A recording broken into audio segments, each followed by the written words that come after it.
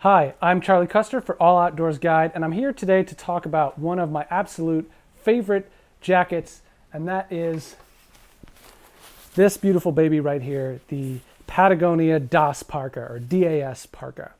Now, if you're in the market for a belay parka, and that's what this is a belay parka, there are a couple things you need to consider before we even specifically talk about this jacket. So the first thing is, what is a belay parka? Is this like a climbing thing, or can I use this for whatever?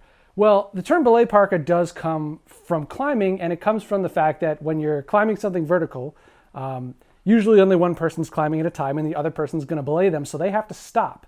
And if you're climbing ice in the winter and you have to stop and you're just standing there for 20 minutes while your partner's climbing, you can get pretty cold. So that's the idea behind the belay parka. Is this is the jacket that you keep in your pack and you pull it out when you have to stop to keep you from getting cold. Because you're going to be warmer when you're moving, but when you have to stop, you're going to cool off again. That's what the belay parka is for. But that doesn't mean that this is only a useful jacket for climbers. This is a fantastic jacket for anyone who's spending time outdoors in the winter, as long as staying warm is a priority of yours, and it should be. Now, the other thing you have to consider when you're thinking about a belay parka or any type of outdoor parka at all is, do you want down or do you want synthetic?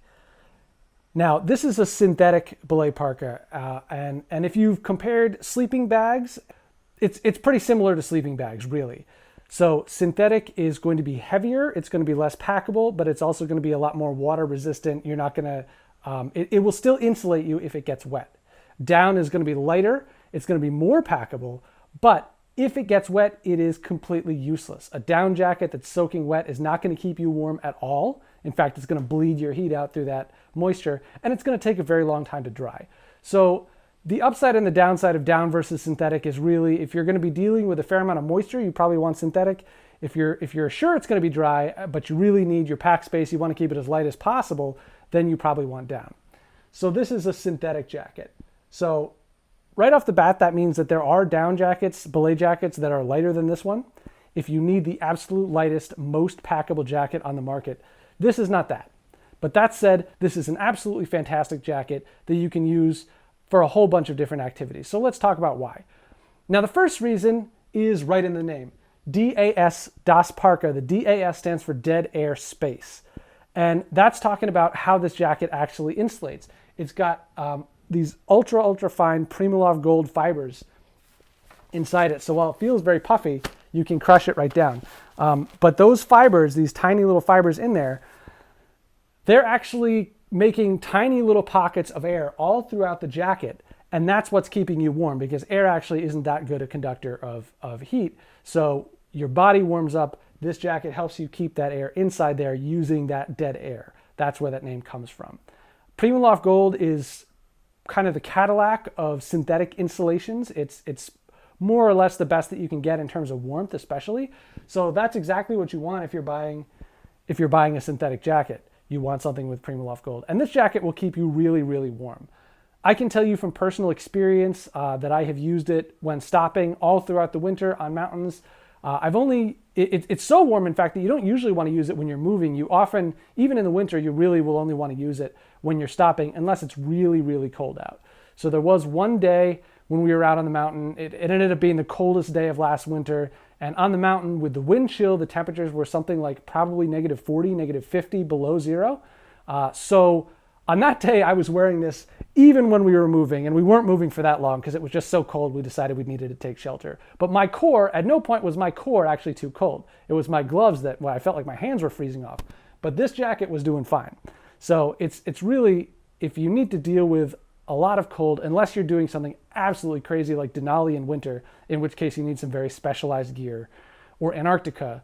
But I think really any cold you're probably going to encounter in the lower 48, for example, unless it's a really, really, really crazy day, this is going to be able to handle it for you, especially in the context of a layering system, which you're going to be using anyway, right? You're not just going to be wearing this over bare skin. You're going to have a base layer, you probably have a mid layer, you might even have a shell on over the top of it. So let's talk about some of the features of this coat. First of all, it does have a hood. This is a helmet compatible hood. So if you're a climber or a mountaineer, anybody who does anything where you're going to need to be wearing a helmet some of the time, this will fit over your helmet, assuming that your helmet is sort of an average helmet size. If you've got a gigantic head, a gigantic helmet, you might want to check it. But generally speaking, this is going to fit. Okay, it's got 3 pockets. And they're all zippered, which is great. So it's got the chest pocket here that you would expect. And this is really, it's a pretty large pocket. It's big enough that you could fit, like even your massive, the iPhone Plus is going to fit in there. Like a big cell phone is going to fit in there. You could fit a couple of candy bars in there if you want to keep some snacks in there. Like there's a good amount of room there. Then there are 2 pockets, sort of hand warmer pockets down on the bottom there. Those are also zippered, and those are nice and large. So even with gloves, your hands are going to fit in there just fine. And then there are also some drop-in, down here on the inside of the jacket, there are some drop-in mesh pockets where you can keep more stuff. Those aren't zippered, so you don't want to keep anything super crucial there just because there is a small chance it could fall out. I've never had anything fall out from there, but it could, especially if you're climbing and you turn upside down or something. You never know. But that's another place where you could put some extra snacks, something that you need to keep warm and close to your body. You could toss it in there. So it's got those. Okay, it has this drawstring in the back, and that's what allows you to tighten the hood. So you can pull on that. You can pull on this tab, pull that in, and you can tighten that down the hood to sort of batten down the hatches right over your helmet if it's really cold and you want to completely seal yourself in. It also has, of course, on the cuffs, it's got these really great, comfortable elastic cuffs that'll help seal your wrists. And even I've got very small wrists, but even with me, I haven't found that to be a problem. They're tight enough that they can keep the jacket nice and sealed. And then on the bottom, along the bottom hem, there is also a nicely hidden little drawstring right here so that you can tighten that up as well. So you can really seal yourself almost completely into this coat. Now, one of the features that you can't really see is that it does have a DWR treatment, a water resistance treatment. So it is water resistant, and of course it's synthetic, so even if it gets wet, it'll still give you some level of insulation. That said, it's not waterproof. This is not a hard shell, so if it starts pouring outside, this is not going to keep you dry for very long. It's going to soak through. But for a little bit of snow, a little light rain or whatever, this will shed it pretty well, which is a nice feature to have, although most outdoor jackets have that. Now, if there are some downsides about this jacket, it's really just the weight and the packability. Now, personally, I don't find it to be that heavy, especially for a belay jacket. You can find lighter ones that are down, but really the weight I don't think should be a factor that causes you to not buy this jacket for me. It just doesn't weigh that much. It's a few grams, maybe more than some of the lighter belay jackets with the same level of warmth. It's not that much to really make a difference. However, the packability really could make a difference because this thing does not pack down very well. You want to think about it like a medium-sized throw pillow or a small sleeping bag. That's the amount of space it's really going to take up in your pack, and it's tough to get it smaller than that. If you're the kind of person who really can absolutely squeeze every inch out of everything, then maybe that's not a factor for you. For me, it always takes up a little bit more room in my pack than I expect it to, and a little bit more room in my pack than I want it to. It does come with a stuff sack, but it's not a compression sack, so that doesn't really help anything. And the stuff sack isn't particularly small. So while you could use the stuff sack to sort of like hang it off your rack if you're climbing, it's big enough that it's going to be like hanging a small pillow off of your rack, and it's going to be banging on your leg. It's going to be a little distracting. So I don't think that's really a great option. So another important thing to talk about is the build quality of the jacket. Now this is Patagonia, and they're pretty famous for making good quality stuff. This jacket is no exception. Patagonia is also fairly famous for making not the cheapest stuff on the market, and this is no exception on that front either, but it's not super expensive, and the build quality is really quite good. I've had this jacket for a year, and it's in the bottom of my pack on almost every adventure in the winter or in the spring and summer if we're going, on to a higher mountain where it really can get cold. So it's been stuffed down in there, sometimes in a stuff sack, sometimes just stuffed in there loosely. I've worn it, of course, many times when it gets chillier, when we're stopping. And as you can see, it really doesn't look... it pretty much just looks like it did when I bought it. It's really held up quite well thus far. I'm pretty pleased with it. So I think it's very well built, very solid. I don't think you're going to be disappointed at all with the build quality of this jacket.